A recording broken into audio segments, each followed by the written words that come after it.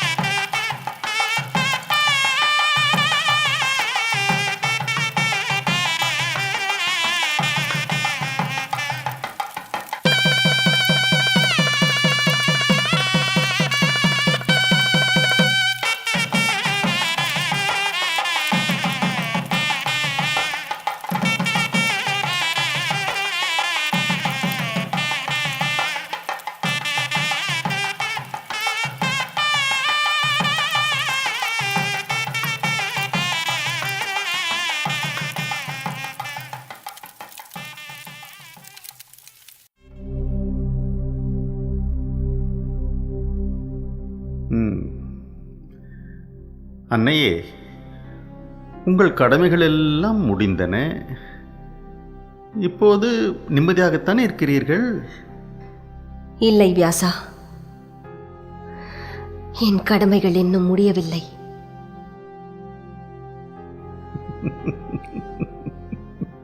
மனித மனம் என்றுமே குறைகுடம்தான். உலகையே அவன் காலடியில் கொண்டு வந்து கிடத்தினாலும் அப்பொழுதும் அவன் மனம் நிறையாது. அள்ள அள்ள குறையாதது அட்சய பாத்திரம்.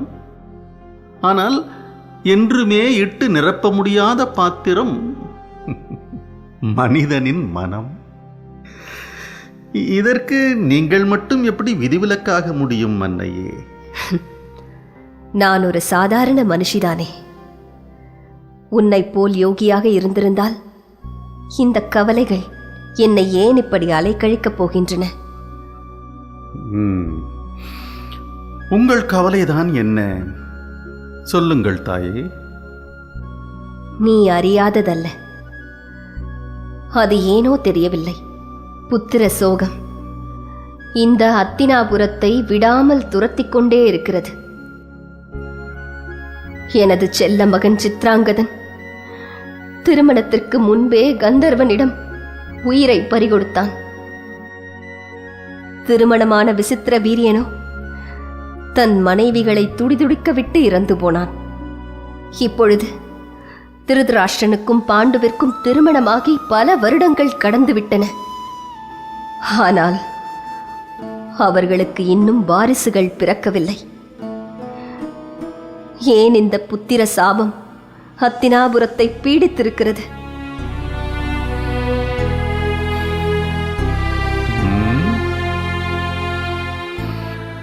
நாம் செய்யும் கர்மத்தின் பலனை நாம் தானே தாயை அனுபவிக்க வேண்டும்.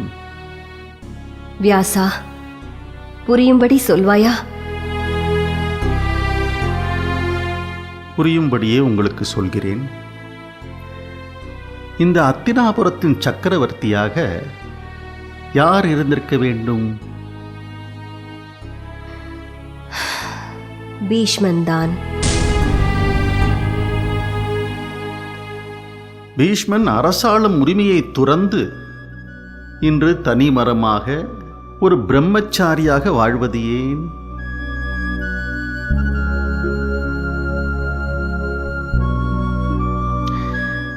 அம்மா, உங்களின் தந்தை சுயநலமாக சிந்தித்தார். பீஷ்மனிடமிருந்து ராஜ்ய உரிமையை பறித்துக் கொண்டார். அத்தோடு அவனை விட்டுவிடவில்லை. ஒரு ஆண்மகனின் நியாயமான ஆசைக்கு நிரந்தரமாக தீ வைத்தார். பீஷ்மன் பிரம்மச்சாரி ஆனான். இன்று காய்க்காத ஆண் பனையாக நம்முள் உயர்ந்து நிற்கிறான் பீஷ்மன். வியாசா, இது பீஷ்மன் தன் தந்தைக்காக எடுத்த சபதம்தானே? இருக்கலாம். ஆனால் பீஷ்மன் பிரம்மச்சாரி ஆனதற்கு யார் மூல காரணம்? உங்கள் தந்தைதானே. அந்த பாவமே அத்தினாபுரத்தை இதுவரை பீடித்திருக்கிறது. இந்த சாபத்திற்கு விமோச்சனமே கிடையாதா? அம்மா, நான் இதை சாபம் என்று சொல்ல மாட்டேன். கர்மத்தின் பலன் இது. ஆனால் பீஷ்மனின் மனம் கருணை நிறைந்தது. அதனால் இந்த அத்தினாபுரத்திற்கு அவன் பெயரால் எந்த கேடும் நேராது. அப்படியானால் நீ என்னதான் சொல்ல வருகிறாய்? தாயே, உங்கள் கவலைகளெல்லாம் தீரும் காலம் வந்துவிட்டது. அரண்மனை பெண்களை குலதெய்வமான கார்த்தியாயனையை வழிபடச் சொல்லுங்கள். விரைவில் உங்கள் பேரன்கள் போதும் போதும் என்று சொல்லும் அளவிற்கு அத்தினாபுரத்தின் வாரிசுகளை பெற்றுத் தருவார்கள். கவலையை விடுங்கள். அரண்மனை பெண்களை குலதெய்வமான கார்த்தியாயனையை வழிபடச் சொல்லுங்கள். விரைவில் உங்கள் பேரன்கள் போதும் போதும் என்று சொல்லும் அளவிற்கு அத்தினாபுரத்தின் வாரிசுகளை பெற்றுத் தருவார்கள். கவலையை விடுங்கள்.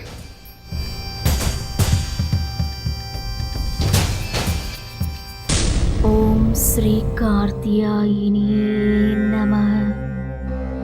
ஓம் சிம்மவாகினியே நமः. ஓம் சூலவாகினியே நமः. ஓம் சத்யஸ்வரூபிணியே நமः.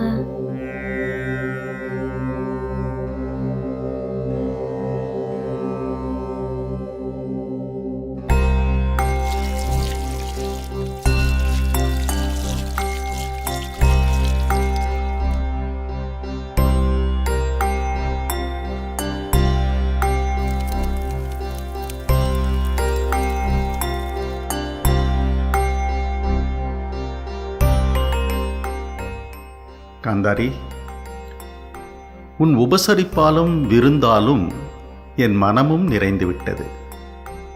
பெற்ற தாயைப் போல் களங்கமில்லாத உன் அன்பைக் கண்டு நான் நெகிழ்ந்து போனேன். இப்பொழுது நான் மகிழ்ச்சியின் உச்சத்தில் இருக்கிறேன். உனக்கு ஏதாவது கொடுக்க வேண்டும் என்று விரும்புகிறேன். என்ன வரம் வேண்டும்? கேள், தயங்காமல் கேள்.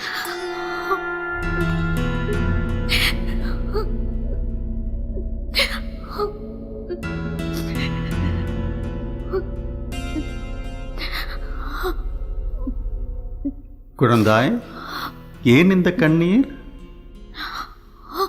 நீ விரும்பியதை கேள், நிச்சயம் கிடைக்கும். திருமணமாகி பல ஆண்டுகள் கடந்து விட்டன. என்னை அம்மா என்று அழைக்க ஒரு குழந்தை இல்லை. இதற்காகவா கண் கலங்குகிறாய்?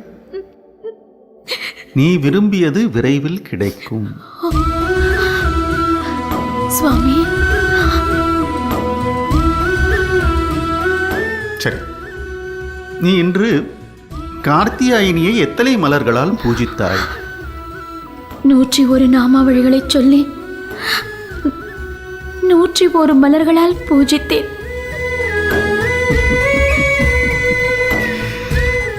அப்படியானால் உனக்கு 101 குழந்தைகள் பிறக்கும்.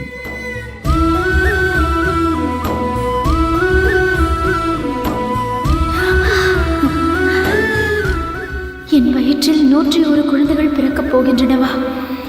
தீர்காயுஷ்மான் பவா.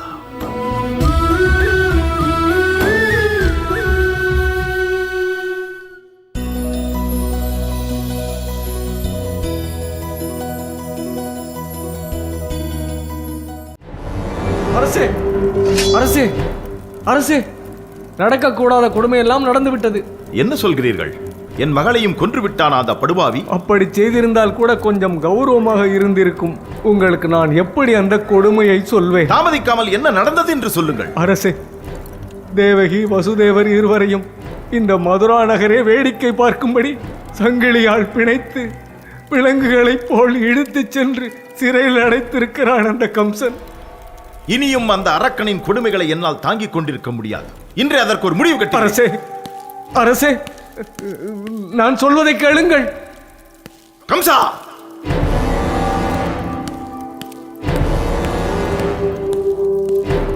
கம்சா,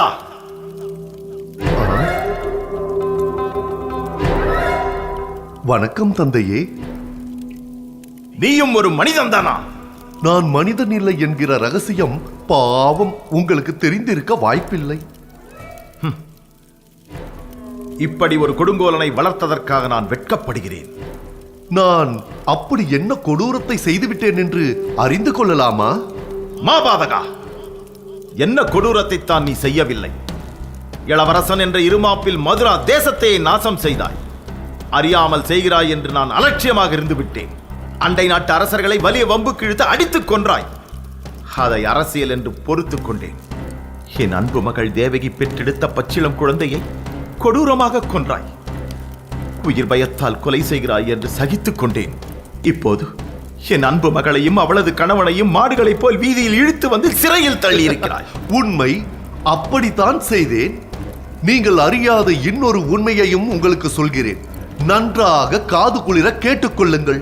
உங்களது இளைய மகன் மதுரன் முடிசூட்டும் விழாவிற்கு முதல் நாள் அன்று மலையிலிருந்து தவறி விழுந்து இறந்தானே, நினைவிருக்கிறதா?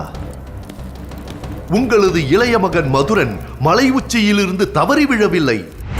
மூத்தவன் நான் இருக்கும்போது இளையவனுக்கு எப்படி முடிசூட்டலாம்?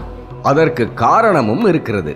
யயாதி மன்னருக்கு வயோதிக காலத்தில் ஒரு விசித்திரமான விருப்பம் ஏற்பட்டது. அவர் மீண்டும் இளைஞனாக வேண்டும் என்று விரும்பினார். அதனால் தன்னுடைய மூத்த மகனிடம் சென்று அவனுடைய இளமையை தானமாக கேட்டார். அவனோ தர மறுத்துவிட்டான். அடுத்த மகனிடமும் கெஞ்சி பார்த்தார். அவனும் மறுத்துவிட்டான்.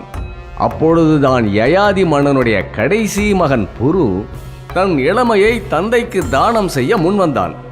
அன்றிலிருந்து தந்தைக்கு உதவாத மூத்த பிள்ளைகளுக்கு அரசாள உரிமையில்லை, கடைசி மகனுக்குத்தான் பட்டம் சூட்டப்பட வேண்டும் என்று சட்டம் இயற்றப்பட்டது.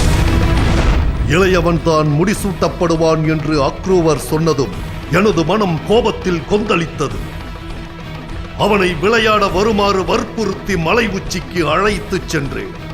கண்ணிமைக்கும் நேரத்தில் அவனை கீழே தள்ளிவிட்டேன். இதை கண்ட மற்ற சகோதரர்கள் என் மீது பயம் கொண்டு இதை வெளியே சொல்லாமல் மறைத்து விட்டார். அவனை கொன்றதும் அடியேன் தான். கம்சா, அறைந்து விடுவேன், ஜாக்கிரதை. சதிகாரா, சதிகாரா, ஏது மரியாத பாலகனான என் மகனை பதவிக்காக கொன்றது நீதானா? சந்தேகமா? நான் செய்யும் அத்தனை காரியங்களும் புண்ணியங்களே. உங்கள் மகனை கொன்றதிலிருந்து உங்கள் மகள் தேவகியை சிறையில் தள்ளியது வரை. இனி உன்னிடம் பேசி பயனில்லை. ஓ, உணர்ச்சி பீரிட்டு விட்டதோ? என்னுடன் போரிட தயாராகி விட்டீர்களா? நான் எதற்காக உன்னிடம் போரிட வேண்டும்? நான் இந்த தேசத்தின் அரசன். உன்னை போன்ற அற்பனிடம் போரிட்டால் எனக்குத்தான் இழுக்கு. இந்த பயம் எனக்கு மிகவும் பிடித்திருக்கிறது. இறுதியாக எச்சரிக்கிறேன், என் மகளையும் மருமகனையும் சிறையிலிருந்து விடுவித்து விடு. உன்னை மன்னித்து உயிரோடு விட்டு விடுகிறேன். இல்லை என்றால்? யாரங்கே? கம்சனை கைது செய்து சிறையில் அடையுங்கள். நான் சொன்னது உங்கள் செவிகளில் விழவில்லையா? கம்சனை கைது செய்யுங்கள்.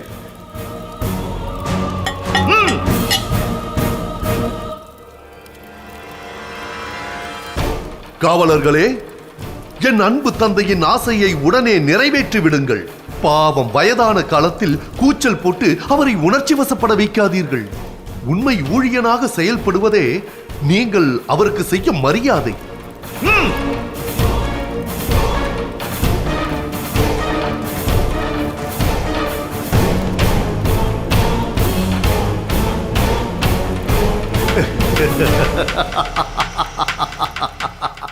உண்மையான ஊழியன் என்று நீங்கள் நினைத்தவர்கள் உங்களை எப்படி நடத்துகிறார்கள் பார்த்தீர்களா? இதுதான் என் அரசியல். இனி இந்த கம்சன் தான் மதுரா தேசத்தின் மன்னன். சிறையில் சென்று ஓய்வெடுங்கள். வளர்த்த பாவத்திற்காக நல்ல உணவு தர சொல்கிறேன்.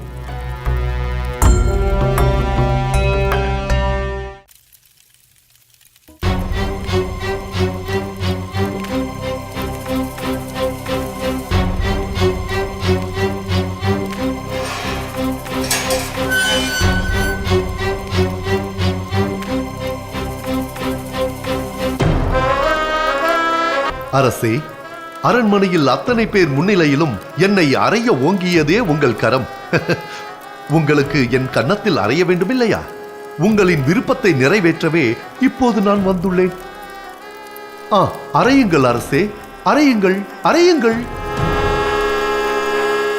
அரசே, என் கன்னத்தில் அறைந்து உங்கள் ஆசையை நிறைவேற்றுங்கள். அறையுங்கள், அறையுங்கள், அறையுங்கள், அறையுங்கள் அரசே.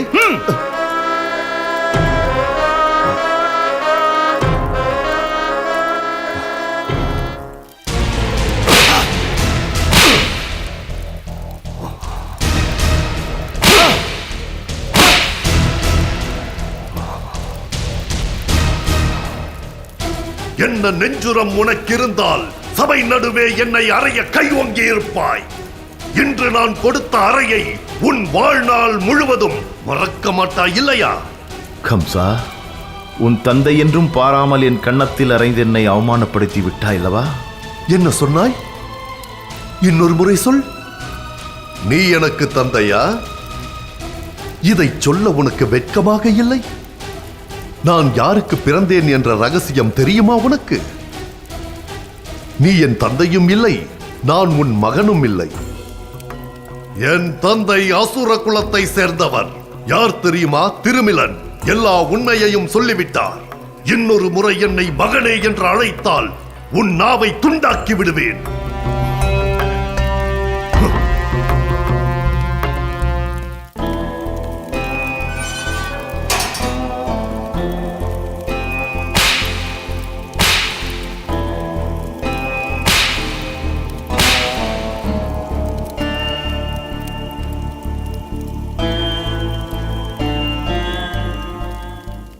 வாருங்கள். வியாசா, பாண்டுவும் புத்திர பாக்கியம் பெற இவர்களை நீ மனமாற ஆசிர்வதிக்க வேண்டும்.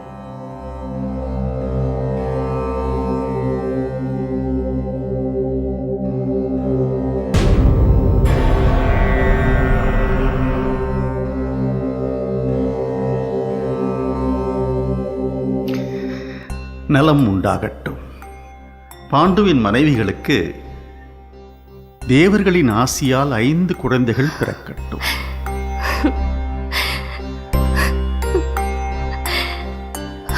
நன்றி மகனே, நன்றி. இனி நான் நிம்மதியாக என் அந்திம காலத்தை கழிப்பேன்.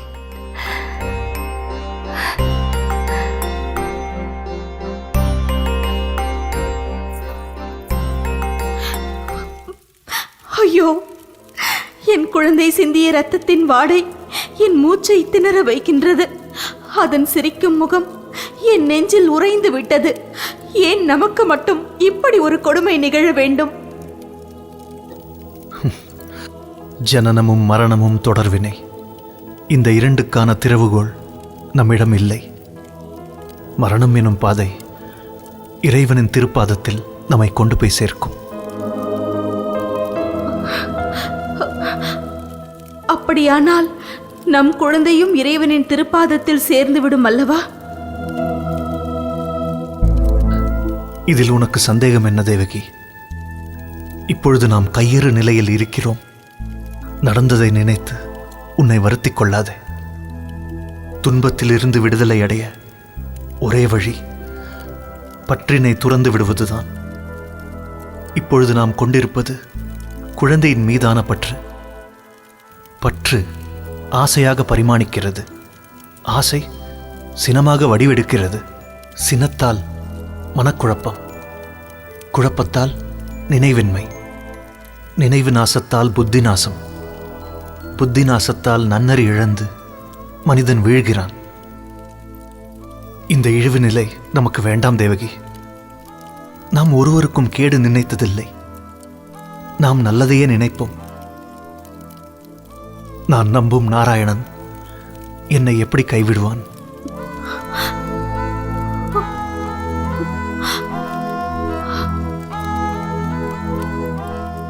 தேவகி, இந்த துயரிலிருந்து விடுபட ஒரு வழி இருக்கிறது.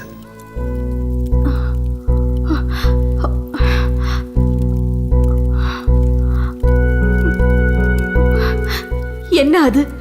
உடனே சொல்லுங்களேன். நமக்கு குழந்தைகள் பிறந்தால்தானே அதை உன் அண்ணனால் கொல்ல முடியும். இந்த கொடுமையிலிருந்து விடுபட இதுதான் சிறந்த வழி. நமக்கினி குழந்தையே வேண்டாம். இந்த சிறைச்சாலையில் யோக வாழ்வை மேற்கொள்வோம். நாராயணனே கதி என்று அவன் பாதத்தை சரணடைவோம். நம்மை துயரம் அண்டாது. இப்பொழுதுதான் நிம்மதியாக இருக்கிறது. ஓம் நமோ நாராயணாய.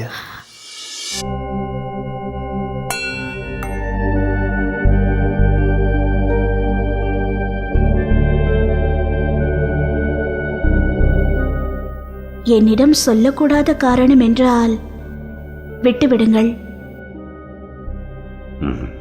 அப்படி ஒன்றுமில்லை. அப்படியானால் உங்கள் மனதில் இருக்கும் குழப்பத்தை சொல்லுங்கள். நீங்கள் எப்படி இருந்தால் என்னால் எப்படி நிம்மதியாக இருக்க முடியும்? சொல்லுங்கள்.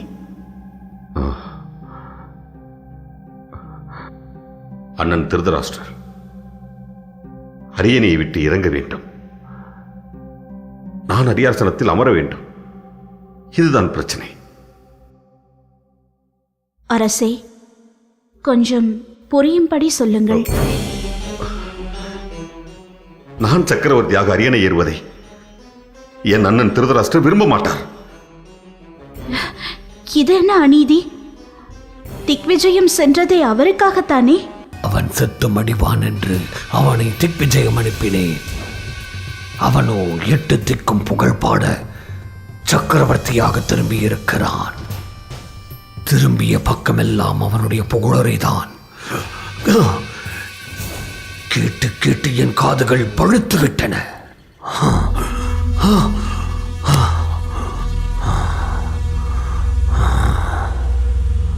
திக்விஜயத்தை முடித்துக்கொண்டு நாடு திரும்பியதும் சக்கரவர்த்தியான நீங்கள் தானே அரியணை ஏற வேண்டும்? அது உண்மைதான். ஆனால் சூழ்நிலையை என் அண்ணன் புரிந்து கொள்ள வேண்டுமே. அரசே, அவர் ஒன்றும் குழந்தை இல்லை. நிச்சயம் அதை புரிந்து கொள்வார். குந்தி, உனக்கு என் அண்ணனை சில வருடங்களாகத்தான் தெரியும். ஆனால் எனக்கோ குழந்தையிலிருந்தே அவரை தெரியும். பிறக்கும் போதே தன்னை சக்கரவர்த்தியாக நினைத்துக் கொண்டு பிறந்தவர். அரியணையை எனக்கு விட்டுக் கொடுக்க அவர் நிச்சயம் விரும்ப மாட்டார். சக்கரவர்த்தியான தாங்கள் நாட்டில் இருக்கும்போது அவர் அரியணையை விட்டு இறங்கிதானே ஆக வேண்டும். அதுதானே சத்திரிய தர்மம். உண்மைதான். ஆனால் எனக்கு முடிசூட்டும் விழாவிற்கு முதல் நாள் நடந்த நிகழ்வை மறந்துவிட்டு எல்லோரும் பேசுகிறீர்கள். நான் நாடு திரும்பியதிலிருந்து அண்ணன் முகத்தில் மகிழ்ச்சியே இல்லை. நான் சக்கரவர்த்தியாக அரியாசனத்தில் அமர்வதை அவரால் நிச்சயமாக ஏற்றுக்கொள்ள முடியாது. பெரும் விபரீதம் நடக்கப் போவதாக என் மனம் எச்சரிக்கிறது. பிதாமகரிடமோ ராஜமாதாவிடமோ இது குறித்து ஆலோசனை கேட்கலாமே. இல்லை குந்தி, அவர்கள் இருவருமே சத்திரிய தர்மத்தை பற்றித்தான் கவலைப்படுவார்கள். என் கவலையோ என் அண்ணன் திருதராஷ்டிரனை பற்றியது. நம்மால் தீர்வு காண முடியாத பிரச்சனைக்கு வேறு யாரிடமாவது யோசனை கேட்பதுதானே நல்லது.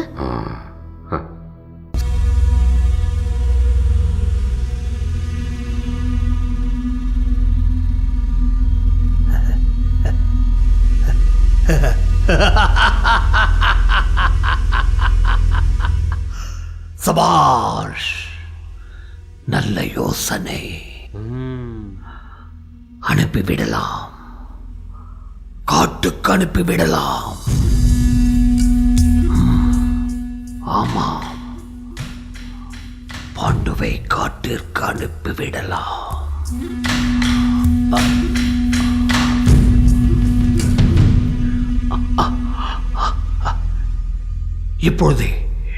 இப்பொழுதே பாண்டுவிடம் இதை சொல்லிவிடலாமே. சரியாக சொன்னாய். கடந்த முறை என்னை இப்படி ஒரு இக்கட்டிலிருந்து காப்பாற்றியவர் மைத்துனர் சகுனிதான். அவரிடம் யோசனை கேட்டால் இந்த பிரச்சனைக்கு நல்லதொரு தீர்வு கிடைக்கும். அவரை கலந்து ஆலோசித்தால். அவரிடம் கலந்து ஆலோசிப்பது எனக்கு அத்தனை சரியானதாக படவில்லை.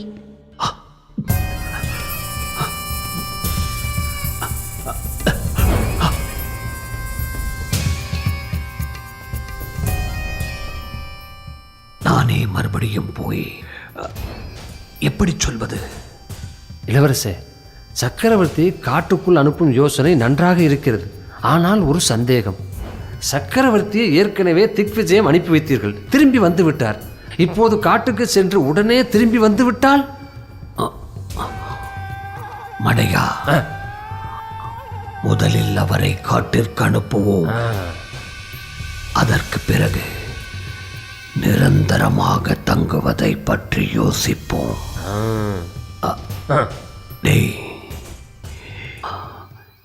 இதை எப்படி அவரிடம் சொல்வது? இல்லை குந்தி, அத்தினாபுரத்தின் நலனை கருதுபவர் சகுனி. அவருடன் கலந்து பேசுவதுதான் சரியாக இருக்கும். நிச்சயம் என் குழப்பத்தை அவரால் தான் தெளிய வைக்க முடியும். வருகிறேன்.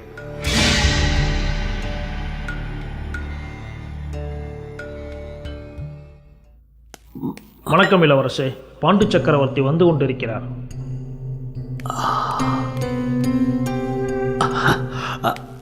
வணக்கம் மகாராஜா. வணக்கம். வணக்கம் மைத்துனரே. நாட்டின் சக்கரவர்த்தியே என்னை தேடி வந்திருப்பது பூர்வ ஜென்மத்தில் நான் செய்த புண்ணியம். முகஸ்துதி பாடுவது தங்களுக்கு பிடிக்காது. ஆனாலும் தங்கள் புகழ் பாடாமல் என்னால் இருக்க முடியவில்லை. அங்கத மன்னன் தீர்க்கனின் கதையை தீர்த்து கட்டிய மாவீரர் தாங்கள். விதேய ராஜாக்களை ஓட ஓட விரட்டி அடித்த வெற்றியின் சிகரம் தாங்கள். தசரண சேதத்தை தகர்த்தெறிந்த தசரதனின் மறு உருவம் தாங்கள். சிம்ம அரசனை சம்ஹாரம் செய்த சண்முக கடவுள் தாங்கள். மைத்துனரே, நீங்கள் என்னை ரொம்பவே புகழ்கிறீர்கள். இத்தனை புகழும் தங்களின் யோசனையால் அல்லவா கிடைத்தது? இல்லை இல்லை, இக்கட்டான நேரத்தில் இதை நினைவூட்டியதை தவிர இதில் என் பங்கு என்ன இருக்கிறது? அப்படி ஒரு இக்கட்டான தருணம் இப்பொழுதும் வந்துவிட்டது. நீங்கள் தான் நல்லதொரு யோசனை கூற வேண்டும். என்ன பிரச்சனை சொல்லுங்கள். எதுவாக இருந்தாலும் என்னிடம் மனம் திறந்து சொல்லுங்கள். அண்ணன் திருதராஷ்டிரர் நான் மீண்டும் அரியணை ஏறுவதை விரும்ப மாட்டார். இதென்ன நியாயம்? அவர் விரும்பினாலும் விரும்பாவிட்டாலும் நீங்கள் தானே அத்தினாபுர சக்கரவர்த்தி. உண்மைதான். அதை ஏற்றுக்கொள்ளும் மனப்பக்குவம் அண்ணனிடம் இல்லையே. இல்லாவிட்டால் யார் என்ன செய்ய முடியும்? கடந்த முறை ஏதோ குழந்தையைப் போல் அடம் பிடித்தார். நானும் அவருக்காக பரிந்து பேசினேன். அதை புரிந்து கொண்ட தாங்களும் பரந்த மனதோடு முடிசூட்டிக் கொண்ட மறுநாளே திக்விஜயம் சென்றீர்கள். இப்படி ஒரு தியாகத்தை மாற்றான் தாய் வயிற்றில் பிறந்த அண்ணனுக்காக யார் செய்வார்கள்? தாங்கள் செய்தீர்கள். நீங்கள் திரும்பி வரும் வரை உங்கள் அண்ணன் தானே அவர் விருப்பப்படி ஆட்சி செய்தார். இப்போது விட்டுக் கொடுப்பதுதானே அவருக்கு அழகு. அதுதானே சத்திரிய தர்மம். நீங்கள் சொல்வதெல்லாம் சரிதான். நாம் என்ன செய்வது மைத்துனரே? இதையெல்லாம் அண்ணன் புரிந்து கொள்ள வேண்டுமே. புரிந்து கொள்ளாவிட்டால் போகட்டும். இனி நீங்கள் அரியணையில் அமர்வதுதான் நியாயம். மக்களும் அதையேதான் விரும்புவார்கள். வந்த வாசத்தில் சிக்கிக் கொள்வது சத்திரிய தர்மத்திற்கு எதிரானது. மைத்துனரே, என் அண்ணன் துயரத்தில் ஆழ்ந்து கிடப்பதை நான் என்றும் விரும்ப மாட்டேன். இப்படி சொல்வதற்கு என்னை மன்னிக்க வேண்டும் அரசே. உங்கள் அண்ணன் துயரத்தில் தான் மூழ்கி கிடப்பேன் என்று அடம் பிடித்தால் அது அவர் தலையெழுத்து. முதலில் ஒரு மனிதனுக்கு மனப்பக்குவம் வேண்டும். அது அவரிடத்தில் இல்லை. என் அண்ணனே அரசால ஏதாவது வழி இருக்கிறதா என்று யோசித்து பாருங்களேன். இனி யோசனைக்கு இடமே இல்லை. நீங்கள் மகிழ்ச்சியாக ஆட்சியை நடத்துங்கள். அதுதான் இந்த அத்தினாபுரத்தின் எதிர்காலத்திற்கு நல்லது. உங்களை போன்ற ஒரு மாவீரனுக்குத்தான் அத்தினாபுரத்தை ஆளும் தகுதி இருக்கிறது. உங்கள் அண்ணனை நான் சமாளித்துக் கொள்கிறேன். காலம் மாறினால் எல்லாம் தானாக மாறும். திருதராஷ்டிரரும் அவர் நிலையை உணர்வார். நீங்கள் நிம்மதியாக ஆட்சியை நடத்துங்கள். சரி, விதிப்படி எல்லாம் நடக்கட்டும். நான் வருகிறேன். உத்தரவு அரசே. மனதை குழப்பிக் கொள்ளாமல் அரியாசனத்தில் ஏறுங்கள். மக்கள் அந்த பொன்னான நாளுக்காக காத்துக் கொண்டிருக்கிறார்கள்.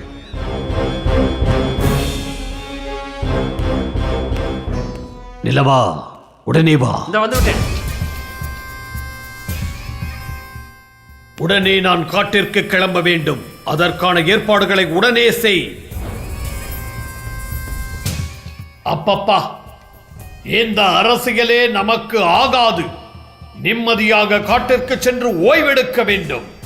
பிரச்சனை, குழப்பம், சிக்கல், இதுதானே அரண்மனையில் நாம் கண்ட சுகம். இது எதுவுமே வேண்டாம். நிம்மதியாக காட்டில் காலத்தை கழிக்கலாம். ஏகாந்தமான வாழ்க்கையை வாழலாம்.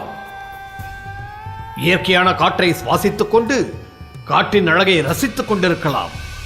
போதுமப்பா இந்த அரண்மனையின் வாழ்க்கை. இளவரசு, உங்களுக்கு என்ன சித்தம் கலங்கி விட்டதா? இன்னும் கொஞ்ச காலம் இந்த அரண்மனையில் இருந்தால் சித்தம் கலங்கி போய்விடும். உடனே கானகம் செல்ல எல்லாம் தயார் செய். இன்றே புறப்படுவோம்.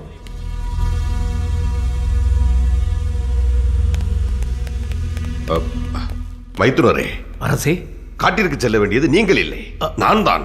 ஐயோ மகாராஜா, என்ன சொல்கிறீர்கள்? ஆம், அண்ணனின் விருப்பத்தை நிறைவேற்ற வழி தெரியாமல் தவித்துக் கொண்டிருந்தேன்.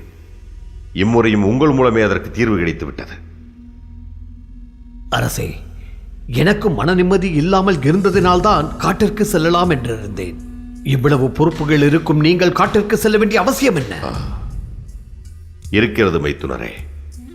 எனக்கு இந்த அரசியல், போர், சத்திரிய தர்மம் எல்லாம் அழுத்து போய்விட்டது. ஏகாந்தத்தை தேடி என் மனம் அலைகிறது. அது புரியாமல் தான் இத்தனை நாள் நான் தவித்துக் கொண்டிருந்தேன். நீங்கள் எனக்கு சரியான வழியை காட்டிவிட்டீர்கள். இதனால் நானும் என் விருப்பப்படி கானகம் சென்று ஏகாந்தமாக வாழப்போகிறேன். அண்ணனும் அவர் விருப்பப்படி அத்தினாபுரத்தை ஆண்டு கொண்டிருப்பார். ஐயோ, தெரிந்தோ தெரியாமலோ இதற்கு நான் காரணமாகிவிட்டேனே. மைத்துனரே, என்றும் எனக்கு நீங்கள் நல்லதையே எண்ணுகிறீர்கள். கவலையை விடுங்கள். அண்ணனுக்காக நான் நாட்டை தியாகம் செய்யவில்லை. என் விருப்பம் எதுவென்று தெரியாமல் இருந்தது. அதை நீங்கள் புரிய வைத்து விட்டீர்கள். அவ்வளவுதான். நான் வருகிறேன். மகாராஜா, வேண்டாம் வேண்டாம் மகாராஜா. இல்லை மைத்துனரே, நான் கானகம் செல்ல வேண்டியிருக்கிறேன். வருகிறேன். மகாராஜா மகாராஜா மகாராஜா.